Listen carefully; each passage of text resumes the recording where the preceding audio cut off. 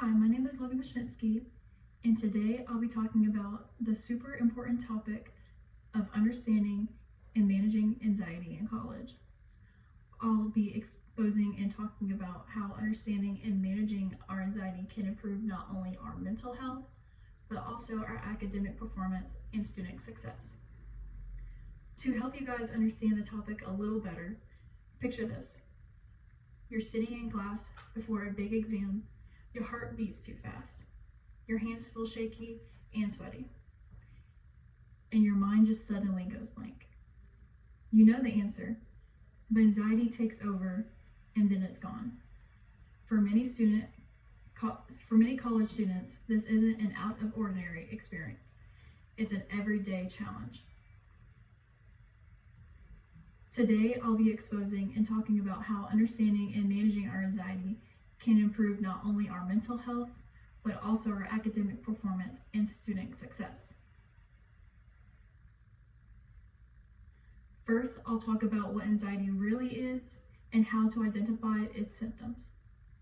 After this, I'll explain how anxiety can affect students both academically and personally.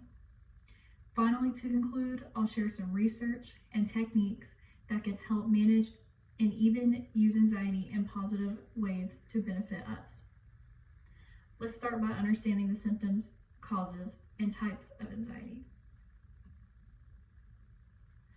According to Alan Horowitz in 2013, anxiety is a natural emotional response that helps you handle challenges.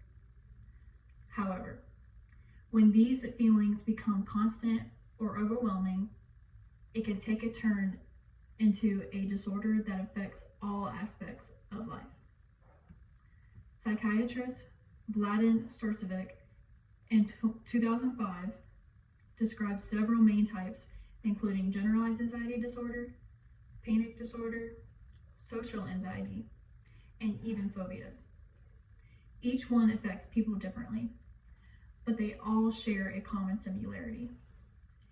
They interfere with how we think, feel, and function. Rollo May in 2015 reminds us that not all anxiety is bad. In fact, anxiety can show us that something meaningful is at stake, like our goals or relationships. The key is learning to recognize when that anxiety motivates us instead of when it starts to control us. Now that we know what anxiety looks like, let's discuss the effects of anxiety on college students. Benjamin Root in 2000 explains that anxiety can make it harder to stay on task and even focus and remember information or stay calm during exams. Even simple tasks can start to feel overwhelming with the help of anxiety. Anxiety doesn't just affect our grades, it can change how we interact with others. Students may avoid social settings, fear judgment, or struggle with self-esteem and their own confidence as a person. Starcevic in 2005 and Willing in 2007, this can create a cycle of isolation and depression that can make anxiety even worse. If left untreated, serious cases of anxiety can lead to depression, physical stress symptoms, and even burnout, said by Horowitz in 2013. That's why recognizing and addressing it early is so important and vital to creating a solution that works for you. Now that we've explored what anxiety looks like and how it affects students, let's talk about coping strategies and treatments for anxiety.